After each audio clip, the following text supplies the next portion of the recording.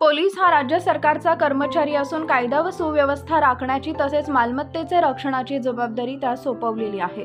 आवश्यक प्रसंगी बळाचा वापर करण्यासही त्यास अधिकार आहेत। पोलिसांमुळे आपण सुरक्षित आहोत, परंतु त्यांचं जीवन खूपच असुरक्षित आहे।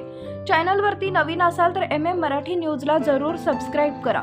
कासारवडवली पोलीस ठाण्यात न्यायालयीन कामकाजासाठी पैरवी अधिकारी म्हणून खैरे हे कार्यरत होते। बुधवारी सायंकाळी 5 वाजण्याच्या सुमारास ठाणे जिल्हा न्यायालयाच्या प्रवेशद्वाराजवळच त्यांना अचानक चक्कर आली। त्यांना काही पोलीस कर्मचाऱ्यांनी तातडीने चरईतील डॉक्टर कुंबळा यांच्या रुग्णालयात उपचारासाठी दाखल केले। मात्र रुग्णालयात दाखल करण्यापूर्वीच त्यांचा मृत्यू झाल्याचं डॉक्टरांनी घोषित केलं। उत्तरीय तपासणीसाठी त्यांचा मृतदेह ठाणे येथे जिल्हा शासकीय रुग्णालयात पाठवण्यात आलाय। एका कर्तव्यदक्ष आणि मनमिळावू अधिकाऱ्याला गमावल्याची भावना कासारवडवली पोलीस ठाण्याचे वरिष्ठ पोलीस निरीक्षक सुनील पाटील यांनी लोकमत जवळ व्यक्त केली। कासारवडवली पोलीस ठाण्याचे जमादार सुनील रघुनाथ खैरे यांचा ठाणे हृदयविकाराचा झटका आल्याने बुधवारी सायंकाळी 5:19 सुमारास मृत्यू झाला।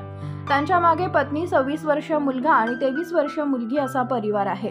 हृदयविकाराचे झटके यावर्षी बऱ्याच लोकांना आलेत। यापासून काहीतरी तोडगा पाहिजे, कारण व्यायाम करणाऱ्यांना सुद्धा येत आहे।